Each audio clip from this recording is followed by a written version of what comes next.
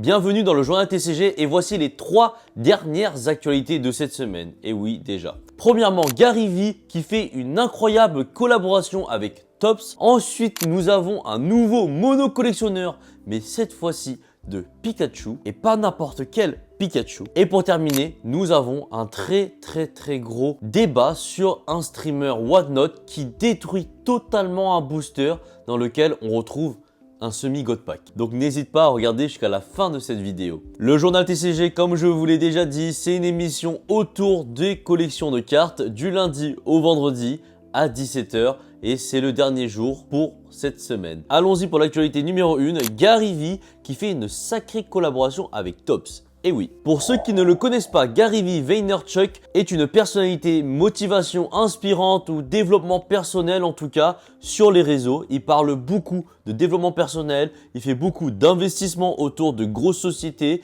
mais c'est un très grand fan de cartes de collection également. Oui, c'est une des personnes qui a fait les premiers NFT ou bien qui a popularisé ça et mis en avant les NFT et il avait créé une NFT qui s'appelle les VeeFriends. Cet NFT là s'est totalement transformé en carte de collection puisqu'il a créé ses propres cartes à collectionner, les VeeFriends. Ces cartes mettent en avant des phrases ou mots positifs à travers des personnages assez sympa. VeeFriends est un total carton aux États-Unis. Ce ne l'est pas encore, je pense, en Europe ou en Asie, mais en tout cas, aux États-Unis, ça commence à coûter pas mal d'argent.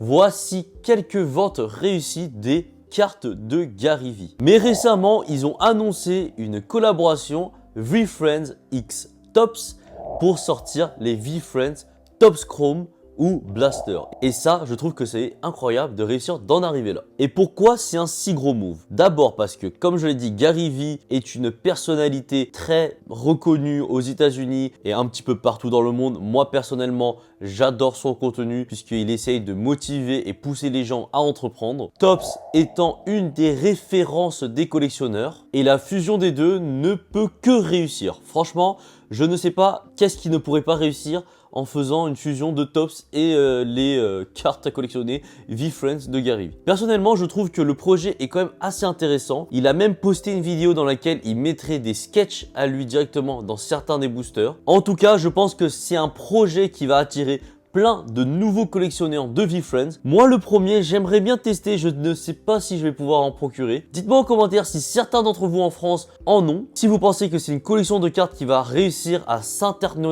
j'arrive même plus à dire le mot, mais à passer à l'international, excusez-moi. Et dites-moi surtout ce que vous pensez des cartes. Actualité numéro 2, un collectionneur de Pikachu. Oui, on reparle encore de mono collection, mais cette fois-ci, on n'est pas sur du rondoudou ou bien sur notre ami qui faisait les Chetiflores, mais de Pikachu. Vous allez me dire, alors oui, il y a énormément de collectionneurs de Pikachu, mais lui, il est différent. C'est un collectionneur de cartes Pikachu, mais uniquement des fat Pikachu. Je vais appeler ça des collectionneurs monomaniaques, puisqu'ils sont mono collection et en plus maniaques parce qu'ils veulent que un seul type de Pikachu. Le Pikachu Fat existe en plusieurs versions. Vous avez le set de base, le set de base japonais, déjà toutes les autres langues possibles, voilà, déjà juste avec ça, il peut totalement aller plus loin. Il y a également le base set 2, le base set, le E3 stamp, le voilà et voilà, enfin en fait il y a tellement de trucs, le Red Cheek Pikachu, le Shadowless, et en fait son objectif c'est de récolter tous les différents Fat Pikachu possibles. Franchement, je trouve ça totalement impressionnant et ça montre que lui aussi est un vrai collectionneur puisqu'il est vraiment axé sur une seule chose et c'est tout. Et je pense que c'est pas si facile que ça de récolter tous les Fat Pikachu, surtout s'il va aller chercher toutes les langues possibles. Parce que oui, il y a le français édition 1 ou édition 2, il y a la même chose pour les autres langues, je peux parler de l'allemand par exemple ou autre. Mais en tout cas, il a énormément de courage de faire qu'une seule carte. Et en soi, ça donne quand même envie de faire la même chose. Dites-moi en commentaire si ce n'est pas une collection assez folle plutôt. Ou que vous aussi, vous faites une collection assez similaire. Est-ce que d'autres collectionneurs ont ce genre de collection? En tout cas, pour moi, c'est la première fois que je vois ça. Mais je trouve que ça donne son charme à la collection. L'actu numéro 3, celle que vous attendiez le plus et que j'avais en plus le plus envie d'en parler honnêtement, nous avons un streamer Whatnot qui a totalement craqué son slip. Je vous donne le contexte, accrochez-vous, c'est du jamais vu. Whatnot, qui est une plateforme en ligne sur laquelle vous êtes en live et vous mettez aux enchères des produits ou en achat immédiat, etc. pour que vos clients puissent en acheter.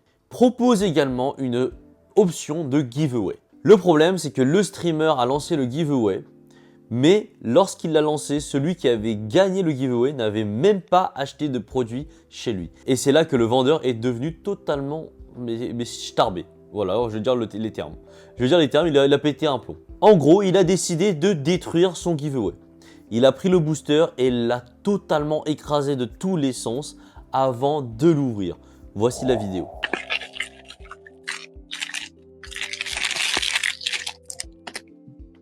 Where's the Sharpie? Magoo. I do too. Et le pire dans tout ça, c'est que ensuite il va l'ouvrir et lorsque vous allez découvrir ce qu'il y a dedans, il continue encore à le détruire.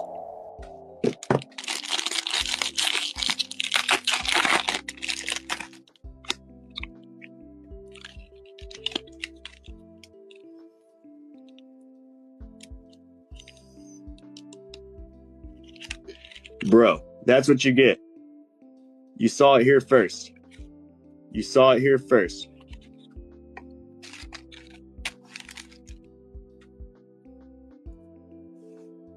Now it's for Magoo. We'll ship these all to you, my guy. Appreciate you. And now we're going to lunch, so. Et ouais, vous avez vu, il y avait dedans un demi-God Pack de Terrastal Festival. Mais c'est n'importe quoi. Franchement, je trouve ça scandaleux. Alors d'après lui, la personne qui est rentrée dans le giveaway a rempli un genre de forme, je ne sais pas quoi, pour pouvoir y rentrer alors qu'il n'a fait aucun achat. Je pense que son giveaway n'était pas fait pour être dans le système Whatnot. Connaissant quand même un petit peu l'application Whatnot, je trouve quand même que son giveaway est un peu suspicieux. Pourquoi? Puisqu'il dit avoir fait un giveaway acheteur, mais il y a une personne qui a réussi à remplir quelque chose, un form, pour rentrer dans ce giveaway alors qu'il n'avait rien acheté. Pourtant, l'application est quand même bien faite. Vous pouvez sélectionner giveaway acheteur, c'est uniquement les acheteurs qui seront tirés au sort. Ou giveaway abonné, et c'est uniquement les acheteurs ou un abonné, même s'il n'a rien acheté, qui peut gagner le lot. Alors que là, je ne sais pas trop comment il a fait son giveaway, mais ça avait l'air de ne pas suivre les règles, ou en tout cas les fonctionnalités de Whatnot. En tout cas, le résultat, c'est que le booster a été totalement détruit. Peu importe si le mec avait triché ou quoi que ce soit, tu ne fais pas ça. Tu relances le giveaway au moins. Et je sais pas, je comprends pas, c'est quoi? Tu veux faire le show? Tu veux faire le mec qui défend les gens qui n'ont pas acheté vs les gens qui ont acheté? En tout cas, moi je trouve que ce genre de comportement là est totalement scandaleux. Dites-moi en commentaire ce que vous en pensez. Sachez qu'il a quand même eu des représailles. Whatnot a décidé de le suspendre.